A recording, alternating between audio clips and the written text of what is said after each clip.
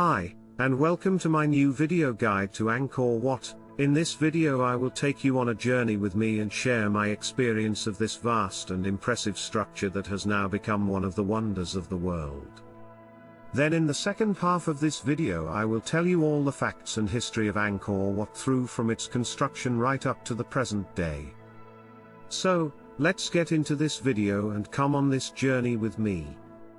But first, as always, I have to invite you to subscribe to the channel and hit the bell icon. And I promise you that you will never miss out on a video again. Let's begin. It's mid-November 2022 and I am in Bangkok, Thailand, where the day previous I was staying in the famous Thai beach resort of Pattaya. I had been sick with the China virus for about 4 days but now was getting back to optimal health, or somewhere near anyway.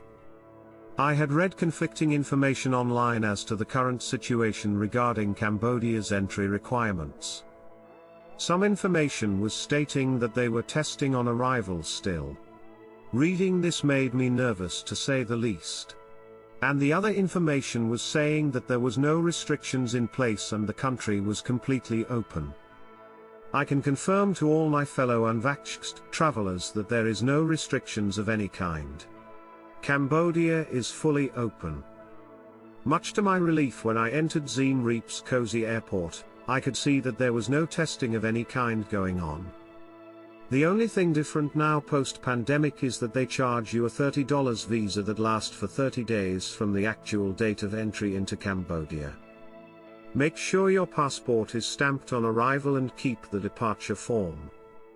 Now when it comes to the actual excursion to Angkor Wat, I booked with a company I had found on TripAdvisor located in Siem Reap, which is only a few short miles from the airport and Angkor Wat. It was a private guided tour which cost me around £95, $114. I could have got a cheaper group tour, but as I was a solo traveler, I paid top dollar.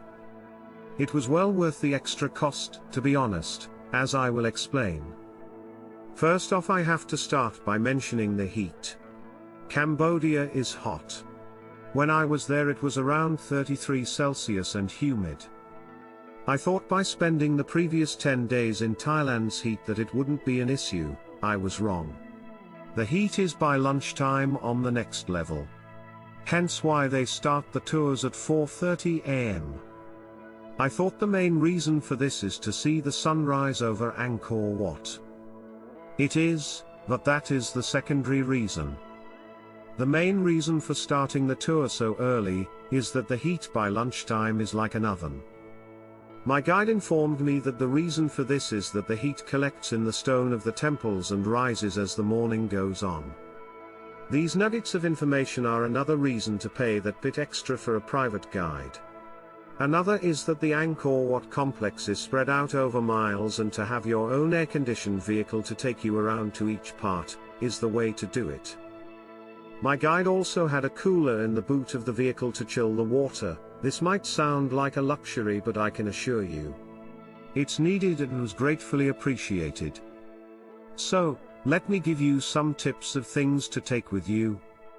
First off, I would say a loose-fitting hat or cap, sunscreen and a bottle of water.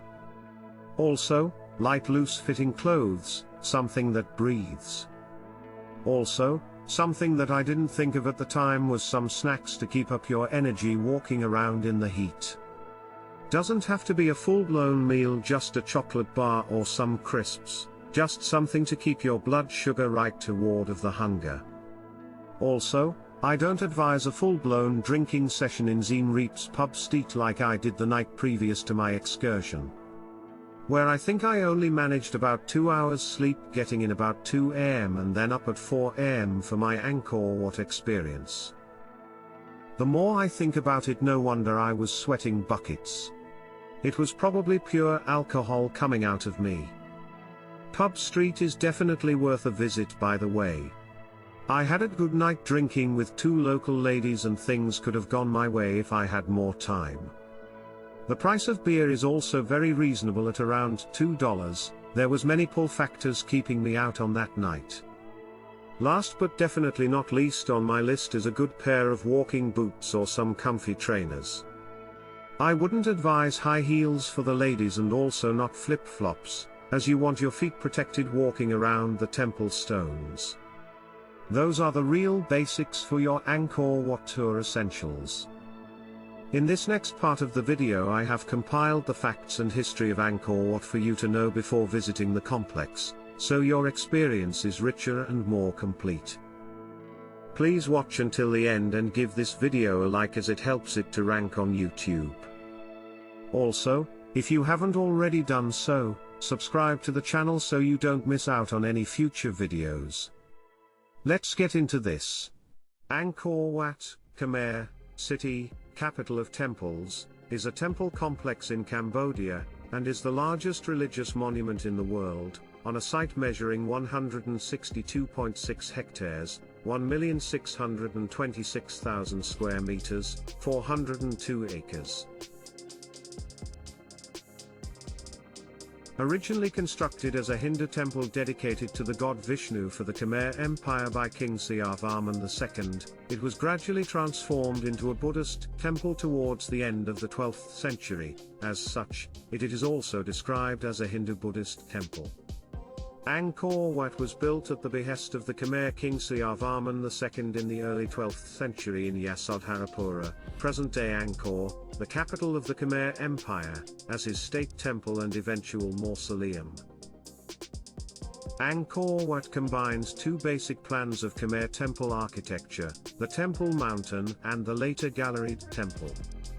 It is designed to represent Mount Meru, home of the Devas in Hindu mythology, within a moat more than 5 kilometers, 3 miles, long and an outer wall 3.6 kilometers, 2.2 miles, long are 3 rectangular galleries, each raised above the next.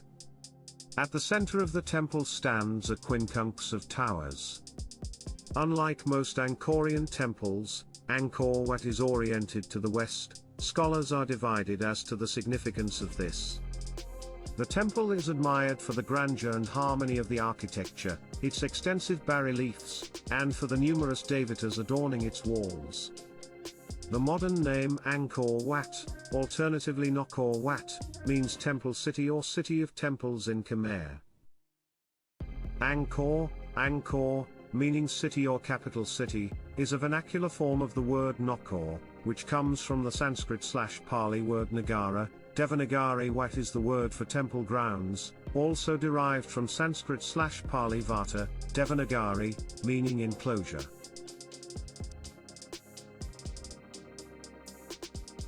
Angkor Wat lies 5.5 kilometers, 3.5 miles, north of the modern town of Siem Reap, and a short distance south and slightly east of the previous capital, which was centered at Bapun. In an area of Cambodia where there is an essential group of ancient structures, it is the southernmost of Angkor's main sites. The construction of Angkor Wat took place over 28 years from 1122 to 1150 CE during the reign of King Siavarman II, rule 1113, circa 1150. A Brahmin by the name of Devakra Pandita, 1040, circa 1120, was responsible for urging Siavarman II to construct the temple. All of the original religious motifs at Angkor Wat derived from Hinduism. Breaking from the Shaiva tradition of previous kings, Angkor Wat was instead dedicated to Vishnu. It was built as the king's state temple and capital city. As neither the foundation stela nor any contemporary inscriptions referring to the temple have been found, its original name is unknown, but it may have been known as Vera Vishnu Lok after the presiding deity. Work seems to have ended shortly after the king's death, leaving some of the bas-relief decoration unfinished. The term for Visnuloka or Parama Visnuloka literally means the king who has gone to the supreme world of Vishnu, which refer to Siavarman II posthumously and intend to venerate his glory and memory. In 1177, approximately 27 years after the death of Siavarman II, Angkor was sacked by the Khams, the traditional enemies of the Khmer. 16. Thereafter the empire was restored by a new king, Jayavarman VII, who established a new capital and state temple, Angkor Thom and the Bayon, respectively, a few kilometers north, dedicated to Buddhism, because the king believed that the Hindu gods had failed him. Angkor Wat was therefore also gradually converted into a Buddhist site, and many Hindu sculptures were replaced by Buddhist art. Towards the end of the 12th century, Angkor Wat gradually transformed from a Hindu center of worship to Buddhism, which continues to the present day. Angkor Wat is unusual among the Angkor temples in that although it was largely neglected after the 16th century, it was never completely abandoned. 14 inscriptions dated from the 17th century, discovered in the Angkor area, testify to Japanese Buddhist pilgrims that had established small settlements alongside Khmer locals. At that time, the temple was thought by the Japanese visitors to be the famed Jetavana Garden of the Buddha, which was originally located in the Kingdom of Magadha, India. The best-known inscription tells of Ukonde Ukazufasa, who celebrated the Khmer New Year at Angkor Wat in 1632. The artistic legacy of Angkor Wat and other Khmer monuments in the Angkor region led directly to France adopting Cambodia as a protectorate on the 11th of August 1863, and invading Siem to take control of the ruins. This quickly led to Cambodia reclaiming lands in the northwestern corner of the country such as the areas of Siem Reap, Battambang, and Sisophon which were under Siamese rule from 1795 to 1907. Cambodia gained independence from France on the 9th of November 1953, and has controlled Angkor Wat since that time.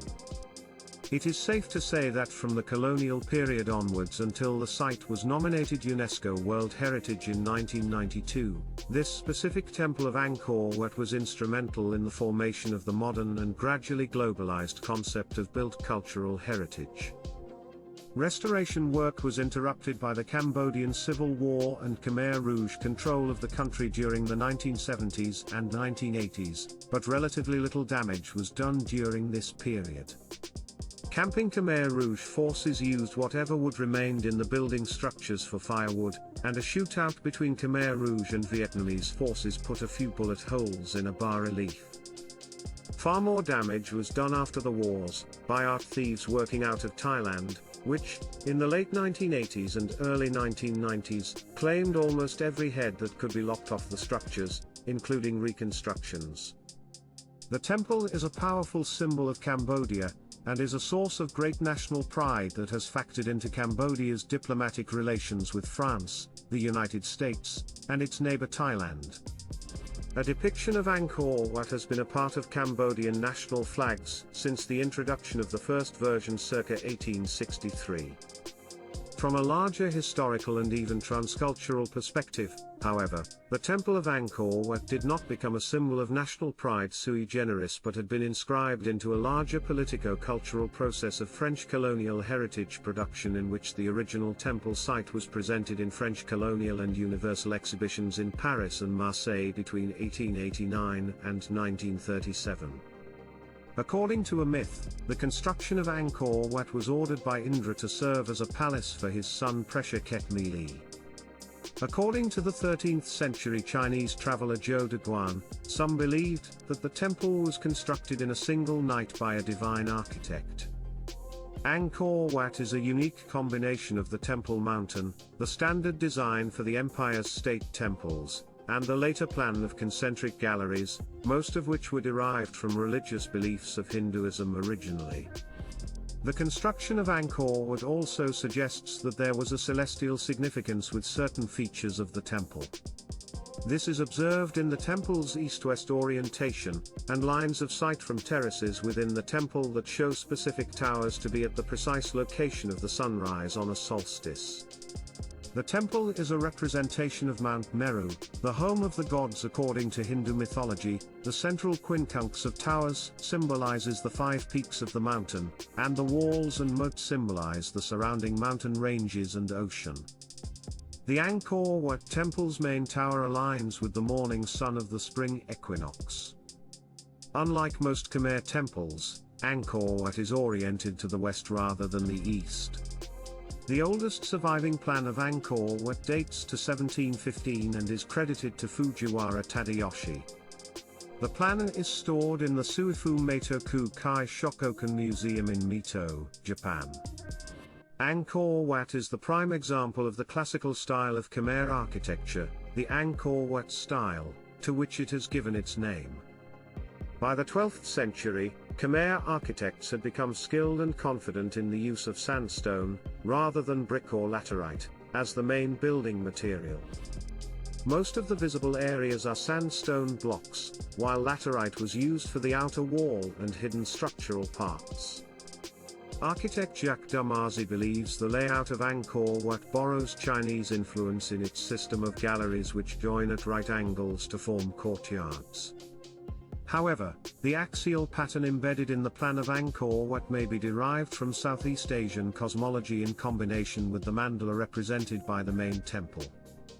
Under the southern tower is a statue known as Tar Reach, originally an 8-armed statue of Vishnu that may have occupied the temple's central shrine. Galleries run between the towers and as far as 2 further entrances on either side of the gopur are often referred to as elephant gates, as they are large enough to admit those animals. The outer wall encloses a space of 820,000 square meters, 203 acres, which besides the temple proper was originally occupied by the city and, to the north of the temple, the royal palace. Like all secular buildings of Angkor, these were built of perishable materials rather than of stone, so nothing remains of them except the outlines of some of the streets. Most of the area is now covered by forest. A 350 meters, 1,150 feet, causeway connects the western gopura to the temple proper, with Naga balustrades and 6 sets of steps leading down to the city on either side. Each side also features a library with entrances at each cardinal point, in front of the 3rd set of stairs from the entrance, and a pond between the library and the temple itself. The ponds are later additions to the design, as is the cruciform terrace guarded by lions connecting the causeway to the central structure. Integrated with the architecture of the building, one of the causes for its fame is Angkor Wat's extensive decoration, which predominantly takes the form of bas-relief friezes. The inner walls of the outer gallery bear a series of large-scale scenes mainly depicting episodes from the Hindu epics the Ramayana and the Mahabharata. Hayam has called these the greatest known linear arrangement of stone carving. From the northwest corner anti-clockwise, the western gallery shows the Battle of Lanka, from the Ramayana, in which Rama defeats Ravana, and the Battle of Kurukshetra, from the Mahabharata, showing the mutual annihilation of the Kaurava and Pandava clans. On the southern gallery follow the only historical scene, a procession of Siyavarman II, then the 32 hells and 37 heavens of Hinduism. Angkor Wat is decorated with depictions of Osparos and Devatar. There are more than 1,796 depictions of Devatar in the present research inventory. The monument was made out of 5 to 10 million sandstone blocks with a maximum weight of 1.5 tons each. The entire city of Angkor used far greater amounts of stone than all the Egyptian pyramids combined and occupied an area significantly greater than modern-day Paris. Moreover, unlike the Egyptian pyramids, which use limestone quarried half a kilometer, 1/4 of a mile, away, the entire city of Angkor was built with sandstone quarried 40 kilometers, 25 miles, or more, away. This sandstone had to be transported from Mount Kulen, a quarry approximately 40 kilometers, 25 miles, northeast. The route has been suggested to span 35 kilometers, 22 miles, along a canal towards Tonle Sap Lake, another 35 kilometers, 22 miles, crossing the lake, and finally 15 kilometers, 9 miles, against the current along Siem Reap River, making a total journey of 90 kilometers, 55 miles. However, Etsuo Chida and Echitor Shimoda of Waseda University in Tokyo, Japan have discovered in 2011 a shorter 35-kilometer, 22-mile, canal connecting Mount Kulen and Angkor Wat using satellite. The two believe that the Khmer used this route instead. Work on Angkor was abandoned during the Khmer Rouge era, and the Conservation d'Angkor was disbanded in 1975. Between 1986 and 1992, the Archaeological Survey of India carried out restoration work on the temple, as France did not recognize the Cambodian government at the time. Criticisms have been raised about both the early French restoration attempts and particularly the later Indian work, with concerns over the damage done to the stone surface by the use of chemicals and cement. In 1992, following an appeal for help by Norodom Sihanouk, Angkor Wat was listed in UNESCO's World Heritage in Danger, later removed in 2004, and World Heritage Site together with an appeal by UNESCO to the international community to save Angkor. Zoning of the area was set up to protect the Angkor site in 1994, Apsara was established in 1995 to protect and manage the area, and a law to protect Cambodian heritage was passed in 1996. Several countries such as France, Japan, and China are currently involved in various Angkor Wat conservation projects. The German Apsara Conservation Project, GACP, is working to protect the Devatas, and other bas-reliefs that decorate the temple, from damage. The organization's survey found that around 20% of the Devatas were in very poor condition, mainly because of natural erosion, and deterioration of the stone but in part also due to earlier restoration efforts. Other work involves the repair of collapsed sections of the structure, and prevention of further collapse. The west facade of the upper level, for example, has been buttressed by scaffolding since 2002, while a Japanese team completed the restoration of the North Library of the outer enclosure in 2005. Since the 1990s, Angkor Wat has become a major tourist destination. In 1993, there were only 7,650 visitors to the site. By 2004, government figures show that 561,000 foreign visitors had arrived in Siem Reap province that year, approximately 50% of all foreign tourists in Cambodia. The number reached over 1 million in 2007, and over 2 million by 2012. 98, most visited Angkor Wat, which received over 2 million foreign tourists in 2013, and 2.6 million by 2018. The site was managed by the private Socomex Group between 1990 and 2016, which rented it from the Cambodian government. The influx of tourists has so far caused relatively little damage, other than some graffiti. Ropes and wooden steps have been introduced to protect the bas-reliefs and floors, respectively.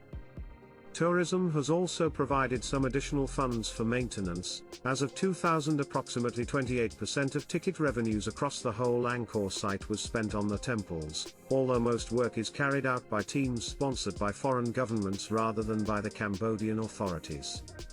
Since Angkor Wat has seen significant growth in tourism throughout the years, UNESCO and its International Coordinating Committee for the Safeguarding and Development of the Historic Site of Angkor, ICC, in association with representatives from the royal government and Apsara, organized seminars to discuss the concept of cultural tourism. Wanting to avoid commercial and mass tourism, the seminars emphasized the importance of providing high-quality accommodation and services for the Cambodian government to benefit economically, while also incorporating the richness of Cambodian culture. In 2001, this incentive resulted in the concept of the Angkor Tourist City, which would be developed about traditional Khmer architecture, contain leisure and tourist facilities, and provide luxurious hotels capable of accommodating large numbers of tourists. Locals of Siem Reap have also voiced concern that the charm and atmosphere of their town have been compromised to entertain tourism. Since this local atmosphere is the key component to projects like Angkor Tourist City, the local officials continue to discuss how to successfully incorporate future tourism without sacrificing local values and culture. At the ASEAN Tourism Forum 2012, it was agreed that Borobudur and Angkor Wat would become sister sites and the provinces sister provinces. In 2020, the pandemic led to travel restrictions being introduced across the world, which had a severe impact on Cambodia's tourism sector. As a result, visitors to Angkor Wat plummeted, leaving the usually crowded complex almost deserted.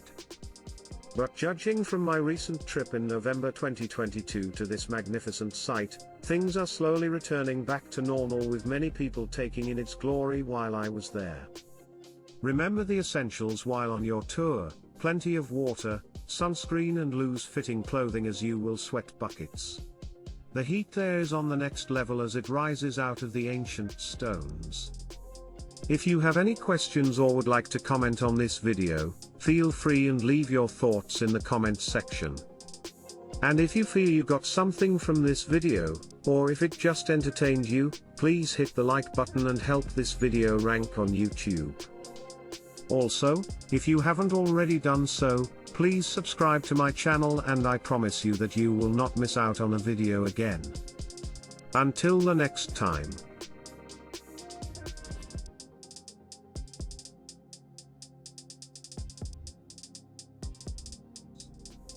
If you have any questions or would like to comment on this video, feel free and leave your thoughts in the comments section. And if you feel you got something from this video, or if it just entertained you, please hit the like button and help this video rank on YouTube. Also, if you haven't already done so, please subscribe to my channel, and I promise you that you will not miss out on a video again. Until the next time.